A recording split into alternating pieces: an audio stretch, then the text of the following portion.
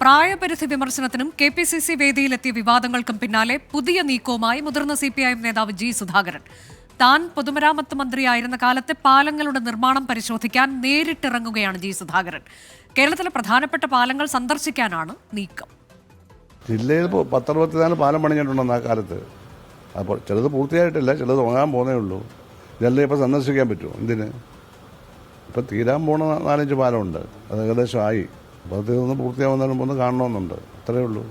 അത് ആളുകൾ വിളിക്കുന്നുണ്ടല്ലോ, സാറ് വരണമെന്ന് കാണണമെന്ന് പറഞ്ഞു. പാലം കണ്ടപ്പോൾ എല്ലാവർക്കും അത്ഭുതമല്ലേ, പുതിയ ഡിസൈൻ, പുതിയ രീതി, എല്ലാം കാണുമ്പോൾ ആൾക്കാർക്ക് മുമ്പ് കണ്ടിട്ടില്ലാത്തതാണ്. കഴിഞ്ഞ ഗവൺമെൻറ് കാലത്ത്, 1-ാം പിണറായി ഗവൺമെൻറ് കാലത്തുള്ള കാര്യങ്ങളായത്. അത് പൂർത്തീകരിക്കുന്നത് ഈ 2-ാം പിണറായി ഗവൺമെൻറ് കാലത്താണ് ഈ പാലങ്ങളൊക്കെ. മനീഷ് മഹിപാൽ വിശദാംശങ്ങളുമായി.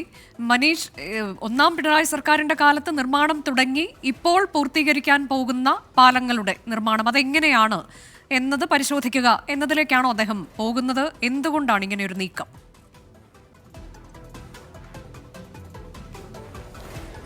അനുജ, അദ്ദേഹത്തിന്റെ സന്ദർശനം ഒരു സ്വാഭാവികമായിട്ടുള്ളൊരു ഇതായി നമുക്ക് കാണാം. പക്ഷേ മറ്റൊരു രാഷ്ട്രീയ പ്രാധാന്യം കൂടിയുണ്ട്. നിലവിലത്തെ സാഹചര്യത്തിൽ G സുധാകരൻ പാർട്ടിയിൽ, പ്രത്യേകിച്ച് CPIM-ൽ അദ്ദേഹത്തിനെതിരെ ഉണ്ടാകുന്ന പാർട്ടിക്കകത്തു നിന്നും പുറത്തു നിന്നും വലിയ സൈബർ ആക്രമണം KPCC പരിപാടിയിലും അതൊപ്പം തന്നെ അദ്ദേഹം നിരന്തരമായി നടത്തുന്ന സർക്കാർ CPM വിമർശനങ്ങൾക്കെതിരായി ഉണ്ടാകുന്നുണ്ട്. ആ ഒരു സാഹചര്യത്തിലാണ് അദ്ദേഹം തൻ്റെ കാലത്തെ വികസന നേട്ടങ്ങളെ സംബന്ധിച്ചുള്ള അതിൻ്റെ അടയാളങ്ങളായ പാലങ്ങൾ, പ്രത്യേകിച്ചും ആലപ്പുഴ ജില്ലയിൽ മാത്രം 64 പാലങ്ങളുണ്ട്. അതിൽ നിർമ്മാണം പൂർത്തിയാക്കിയ പ്രധാനപ്പെട്ട 4 പാലമുണ്ട്. അതിൽ ഏറ്റവും പ്രധാനപ്പെട്ട പാലമാണ് പെരുമ്പളം പാലം. 2 ജില്ലകളെ തമ്മിൽ ബന്ധിപ്പിക്കുന്ന വേമ്പനാട്ട് കായലിന് കുറുകെയുള്ള പാലമാണ്. അത് രാജ്യത്തെ തന്നെ ഏറ്റവും ശ്രദ്ധിക്കപ്പെട്ട പാലമാണ്.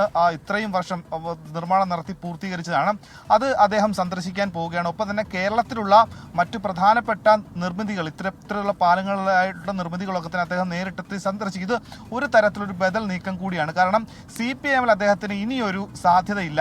നിലവിൽ അദ്ദേഹം ഒരു സാധാരണ ബ്രാഞ്ച് അംഗമാണ്. അദ്ദേഹം ഏരിയ സെൻട്രൽ കേന്ദ്രീകരിച്ച ബ്രാഞ്ച് അംഗമാണ്. ഇനി അദ്ദേഹത്തിന് ഒരു പാർലമെന്ററി തലത്തിലേക്കോ CPIM പരിഗണിക്കുന്ന കാര്യം വളരെ ചുരുക്കമാണ്. ഒപ്പം തന്നെ പ്രായപരിധി മാനദണ്ഡത്തിൽ അദ്ദേഹത്തെ ഒഴിവാക്കിയപ്പോൾ മറ്റു പല ആളുകളെയും ഈ സമ്മേളനത്തിൽ പ്രായപരിധിയുടെ പേരിൽ മാറ്റി നിർത്തിയില്ല.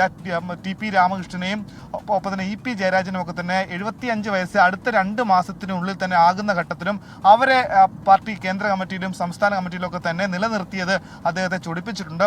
ഇതേ മാനദണ്ഡത്തിന്റെ പേരിലായിരുന്നു G സുധാകരനെ നേരത്തെ ഒഴിവാക്കിയത്. 75 വയസ്സിന്റെ പേരിൽ അദ്ദേഹത്തെ സംസ്ഥാന കമ്മിറ്റിയിൽ നിന്ന് ഒഴിവാക്കി. അതുകൊണ്ട് CPIM-നകത്ത് അദ്ദേഹത്തിന് ഇനി ഒരു പാർലമെന്റ് രാഷ്ട്രീയം തുടരാൻ സാധിക്കില്ല. ഒപ്പം തന്നെ സംഘടനാപരമായി ഇനി അദ്ദേഹത്തിന് ഉയരാൻ സാധിക്കും. അതുകൊണ്ട് തന്നെ ഇതൊരു ബദൽ നീക്കമായി നമുക്ക് കാണാൻ കഴിയും. അനുജ, ശരി, താൻ പൊതുമരാമത്ത് മന്ത്രിയായിരുന്ന കാലത്ത് നിർമ്മാണം തുടങ്ങിയ പാലങ്ങൾ, അത് ഇപ്പോൾ ആ പാലങ്ങളുടെ പണി പൂർത്തിയാകാൻ ഇരിക്കെയാണ് പ്രധാനപ്പെട്ട പാലങ്ങൾ സന്ദർശിക്കാനുള്ള G സുധാകരന്റെ, മുൻ പൊതുമരാമത്ത് മന്ത്രിയുടെ നീക്കം.